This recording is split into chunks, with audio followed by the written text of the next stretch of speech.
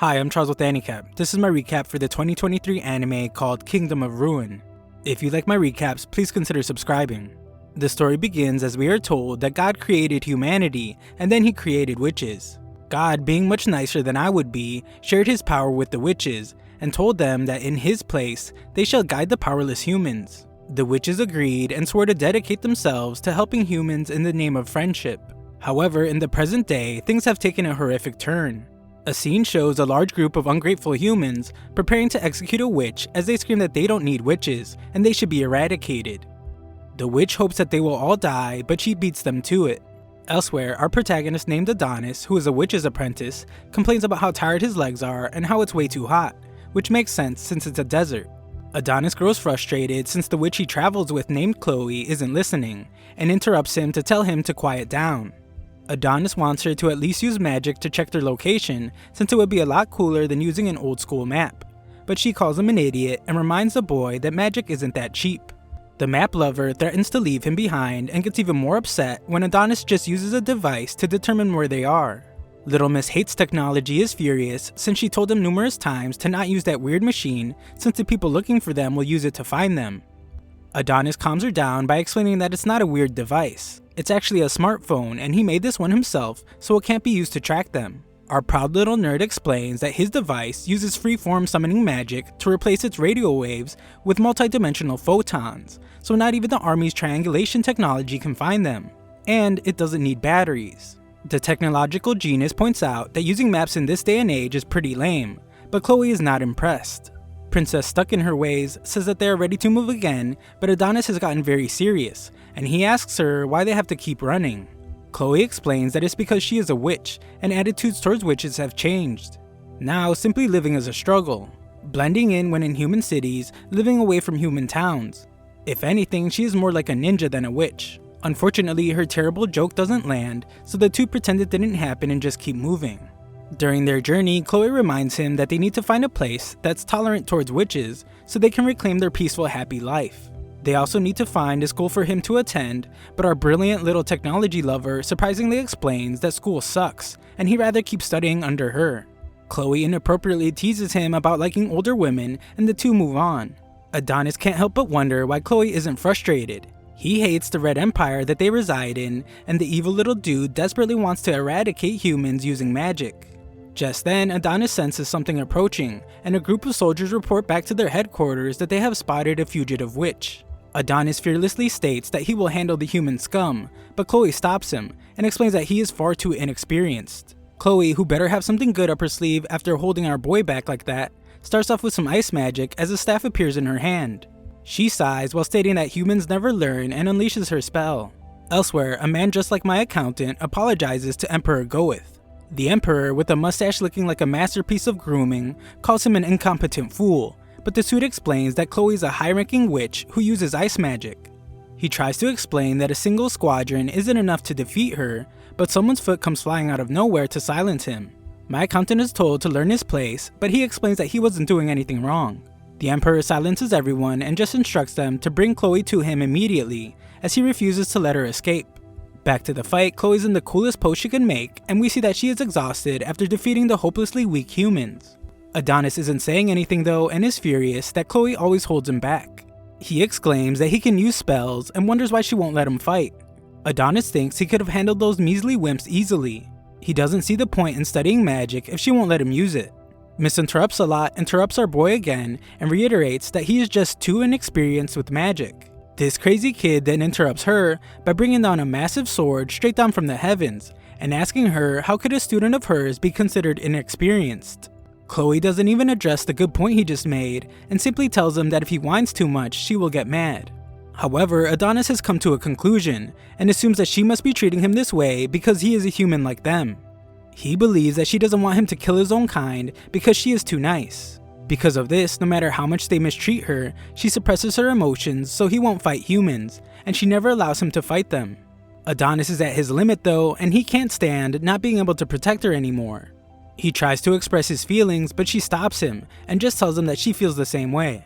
As they embrace, one of the humans turned popsicle sticks has a device that confirms their location. Just then, our duo begins to float, and Chloe is shocked to realize that humans must have completed something. She points out that not even witches can achieve long-distance physical travel, but that seems to be what's happening. The ever-heroic Adonis tells her that things will be okay, and he will always be by her side. A look into space shows some pretty out-of-place technology. It's a space station, and the people aboard explain that the transfer is so far a success. The drop-off coordinates are set, and a transfer countdown begins. Back on Earth, Emperor Goeth gives a speech. He removes his crown so the peasant people can relate to him more, and he starts off by saying that he is speaking to them not as their emperor, but as a human being. The emperor, sporting the coolest mustache around, points out that mankind has always been protected by magic. Whenever natural disasters or plagues occurred, they depended on witches, expressed their gratitude for them, revered them, and feared them, due to their power exceeding human knowledge known as magic. Emperor Goeth believes this to be unjust. He states that humans are not just weaklings who must bow to the whims of the witches and beg for their assistance. Goeth, who could probably convince a cat to buy a dog with his speech skills, tells them to behold mankind's creations. Their countless airships fly through the sky, and their metropolis fears no storm. The automatic trains driving through their cities will open up new frontiers. And in their hands, they hold the fruit of their wisdom, the smartphone, a device that can be used to play sweet games and watch AniCap videos. He tells them that humans are not weak. Even without magic, they can mold the natural world and control it with their own strength. Goeth, with smooth talk so good he could sell ketchup as tomato smoothies, tells his people that now is the time to eradicate witches and show the world that they are its supreme rulers. Some random girl compliments the genocidal maniac on his fantastic murder speech, and he states that the world will surely move in a positive direction once the witches are eradicated. Just then, a beam of light strikes the stage, and we see that Adonis and Chloe have been teleported. The two can't believe the terrible things that the crowd is saying to them and become angry when they see that it was Emperor Goeth that brought them. The ever-valiant Adonis instantly springs to action, telling Chloe to run so he can buy her time to escape. He gets stopped pretty fast though, and Goeth is disgusted to see that this human boy has been raised by a witch. We then see that Chloe isn't just some annoying interrupter, as she becomes enraged and tells Goeth that if he values the lives of his people, then he needs to let go of her young apprentice. Not one to make empty threats, Chloe begins a powerful Absolute Zero ice magic spell, and determines that Goeth's silence is his answer. Something big is coming, so Chloe speaks to the citizens. She states that they are humans just like Adonis, so she didn't want to fight them. If she were to destroy them, Adonis wouldn't have a home to return to. This is why she has allowed them to live up to this point. However, they are proving themselves to be too dangerous, and she begins her spell. Unfortunately, she's utterly shocked to see that her magic just stops. Goeth, with his impeccable stash, explains that she cannot understand the power of science humans have acquired. We see the magic photon suppression device that nullified her magic, and the humans in the crowd have a good laugh like they actually did something themselves. As if proud, Goeth expresses his doubt that she even considered that the human she once helped would someday chase her down. Adonis, never willing to give up as our brave protagonist, tries to use his pen, but can't understand why his magic isn't working. Goeth explains that it's time for witches like Chloe to hand over the world, and backhands her right in the face. As if that weren't bad enough, she is also completely exposed, and the crowd begins to take pictures. Adonis is furious to see his teacher humiliated and vows to kill them all, but is once again stopped. He keeps trying, but all he can do is tell her to wait for him, and soon he will be right by her side again. Goeth has had enough of the boy and orders that the boy be shot in the head. Chloe completely changes her defiant attitude to save our boy, and bows to the Emperor. She takes all the blame and explains that the boy has nothing to do with it. He is like them, a human. She lies by saying that she kidnapped him and raised him as her slave. He is a poor, miserable human boy. Completely out of character, Chloe begs and pleads that the Emperor have mercy on him, and she doesn't care what happens to her. Adonis is in absolute disbelief when she offers to be a slave. With frenzied fury, he writes wildly on the ground, every ounce of sanity seemingly abandoned, as he swears to kill them all. Goeth, uninterested in her offer, points a gun at her. Chloe, realizing what is about to happen, calmly calls out to Adonis and thanks him for everything. We get a quick glimpse into when they first met. Chloe took in the homeless, angry little kid and tells him now that she is glad that they met. She begins to say the words "I love you," but before she can finish, the cold-blooded Goeth ends her life. Adonis, frozen in horror, is mortified, and before her body can even hit the ground, Goeth's soldiers follow up his shot with a barrage of bullets. Adonis begs for them to stop, but they are relentless. Their life together flashes before Chloe's eyes, and she thinks about how she was truly happy.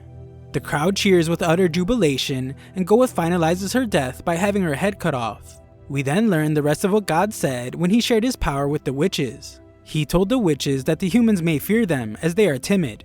He hoped that they would become friends and bring eternal peace to the world. However, should they hate one another and fight, then may the darkness of chaos envelop the world.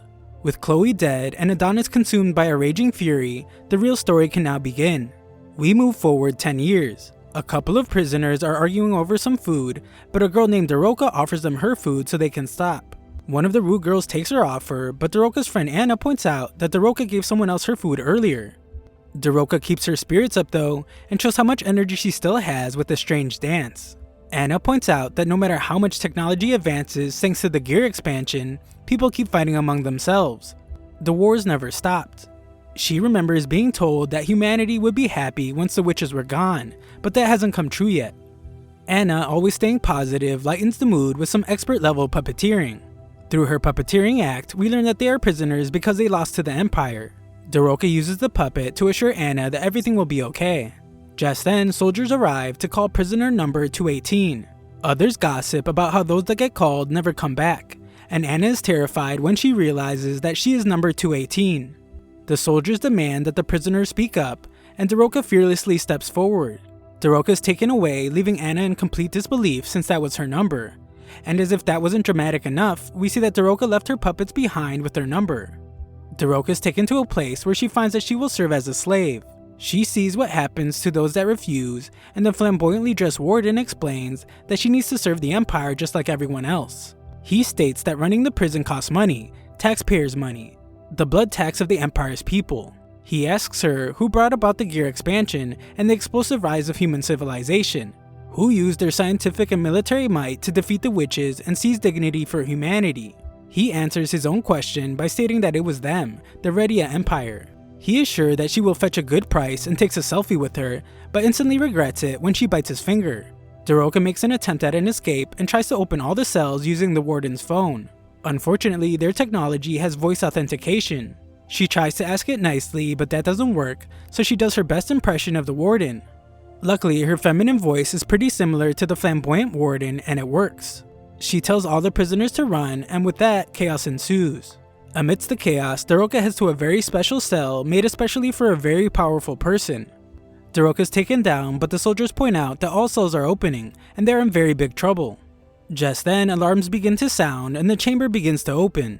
The guards panic with fear, and we see that it's the overwhelmingly angry Adonis. Thanks for watching part 1 of this recap. Subscribe and ring the notification bell for future parts.